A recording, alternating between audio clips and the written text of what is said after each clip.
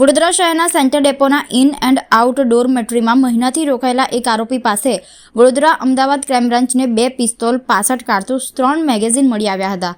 85 લાખના ચેક બાઉન્સના ગુનામાં જેલમાં પેરોલ જમ્પ કરી 3.5 વર્ષથી ફરાર આરોપી વિરુદ્ધ વડોદરા અમદાવાદમાં વધુ 2 આર્મ્સ એક્ટના ગુના ગઈકાલે નોંધાયા હતા. હિંમતનગર કોર્ટે ₹85 લાખના ચેક રિટર્ન કેસમાં કિરીટ પટેલ રહે ઉમેદપુર ઈડર સાબરકાંઠાને 2021માં 2.5 વર્ષની સજા કરી હતી. આ ગુનામાં કિરીટ જુલાઈ 2022માં જેલમાંથી 15 દિવસની વચગાળાના જામીન ઉપર છૂટ્યો હતો, જે બાદ કિરીટ પટેલ પેરોલ જમ્પ કરી ભાગતો ફરતો હતો. કિરીટ 1 મહિનાથી વડોદરા સેન્ટર એસટી ડેપોમાં આવેલા in and out dormitory guest હાઉસમાં રોકાયો હતો, જે બાતમીના આધારે વડોદરાને અમદાવાદ ક્રાઇમ બ્રાન્ચની ટીમે ગઈકાલે તપાસ કરી હતી.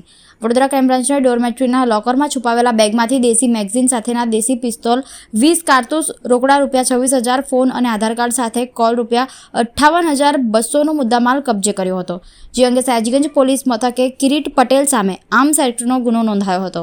તો બીજી તરફ અમદાવાદ ક્રાઇમ બ્રાન્ચની ટીમે અમદાવાદમાં કિરીટ પાસેથી મળેલી બેગમાંથી 1 પિસ્તોલ, 2 મેગેઝીન, 45 જીવતા કારતૂસ, 1 ફોન અને રોકડ ₹10,000 મળી કુલ ₹80,700નો મુદ્દામાલ જપ્ત કર્યો હતો.